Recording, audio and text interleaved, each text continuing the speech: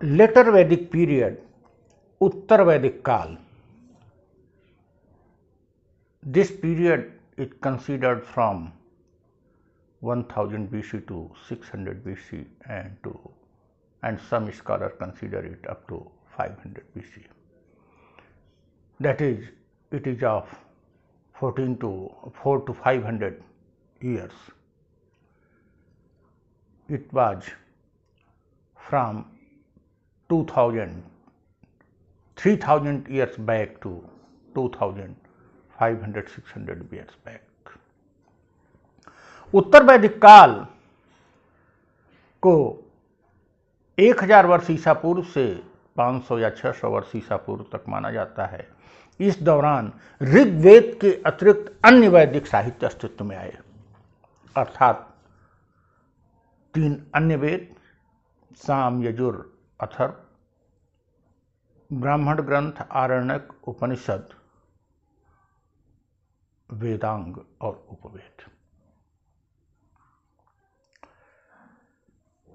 इस पीरियड के बारे में जानकारी हमको इसी साहित्य से मिलती है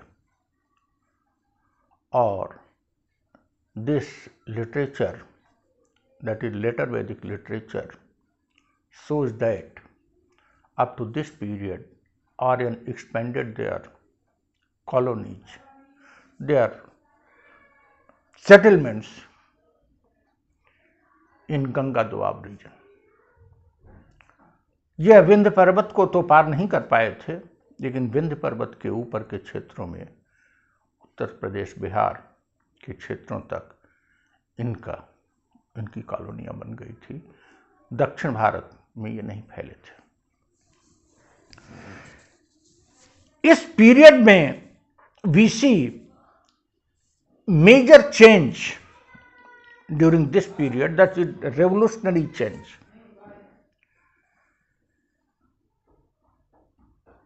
In respect to religion, society, economy and political structure too. So many progressive things appear in this period, and a bit some new things, such new things originated and developed during this period, which later on played negative role. इस दौरान एक क्रांतिकारी परिवर्तन हुआ आर्यों के जीवन में, और यह सभी क्षेत्रों में हुआ. जैसे धर्म के क्षेत्र में अब प्रार्थना के स्थान पर यज्ञों और कर्मकांडों की महत्ता बढ़ी. धर्म के क्षेत्र में देवताओं की संख्या, जो बहुत थी, प्रमुख देवता इंद्र थे, अब उत्तर वैदिक काल में ब्रह्मा, विष्णु और शिव के रूप में 3 प्रमुख देवता स्थापित हुए. सबसे बड़ा चेंज जो दिखाई पड़ता है वो ये है, जिसका कि बहुत आगे प्रभाव पड़ा, वह ये है कि अब पूजा और प्रार्थना और देवालय में भगवान की, गॉड की स्तुति का साधन प्रार्थना के स्थान पर यज्ञ और कर्मकांड ले लिया. नाउ यज्ञ and rituals become main means of worshipping God.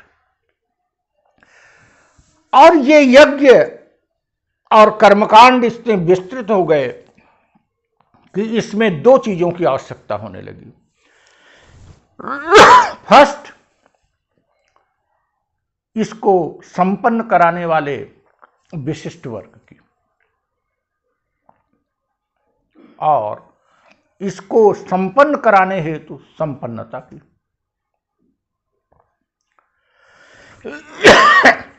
इन कारणों से जो ऋग्वैदिक काल का पुरोहित था,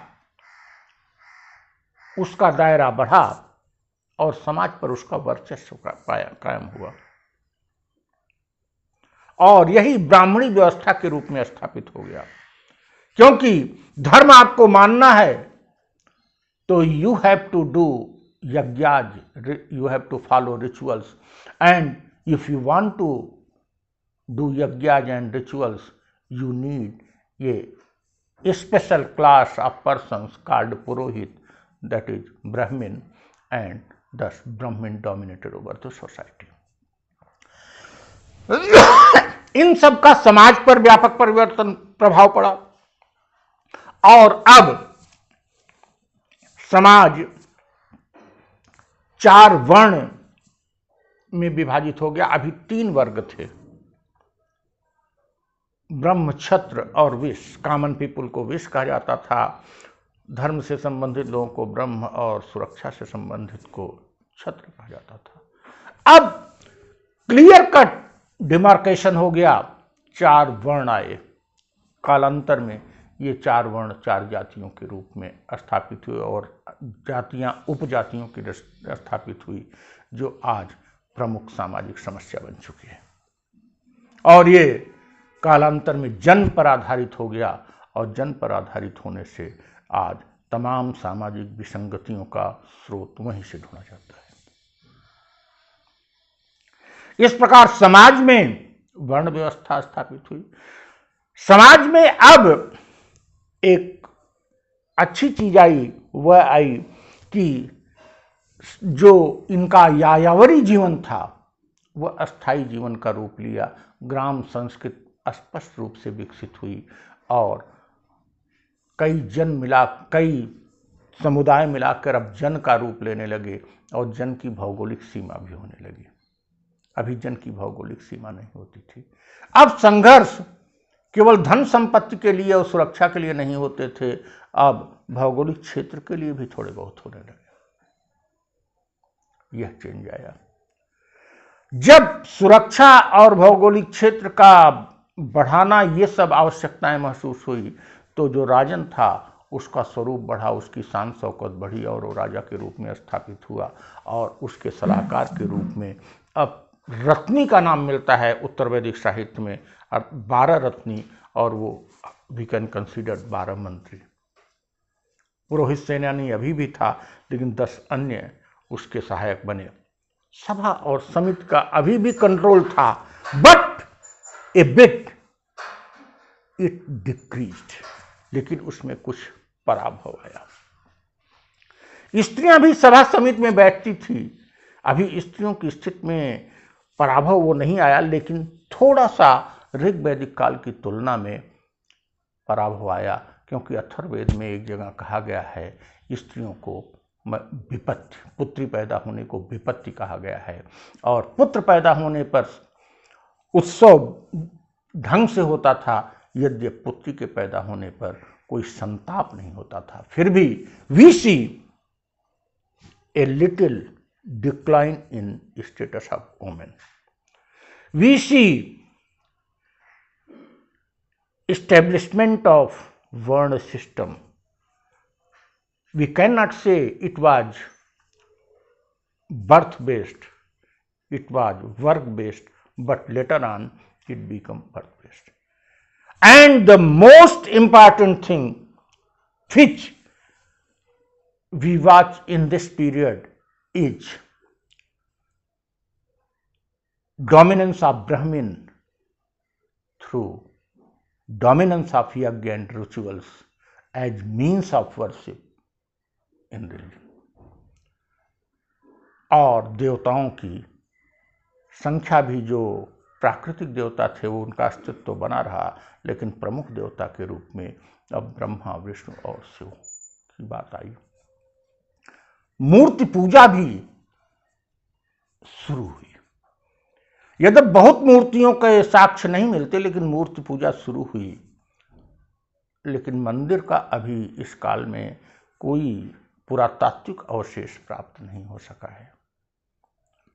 मंदिर की बात तो काफी लेट मंदिर की स्थापना, मंदिरों का निर्माण शुरू हुआ होगा। राजनीतिक व्यवस्था, सामाजिक व्यवस्था, धार्मिक व्यवस्था और आर्थिक व्यवस्था में भी विकास हुआ।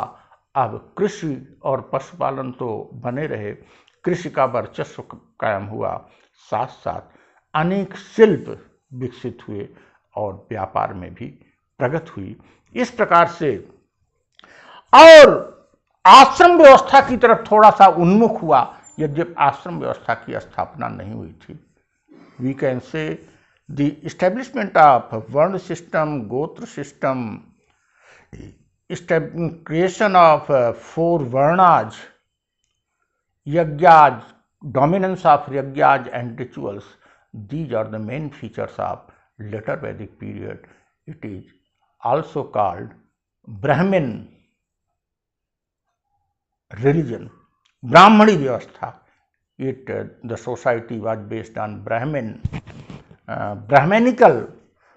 views, that is ब्राह्मण धर्म इसको कहा गया, क्योंकि धर्म पर ब्राह्मण का आधिपत्य स्थापित हुआ, जो आज भी किसी न किसी रूप में है।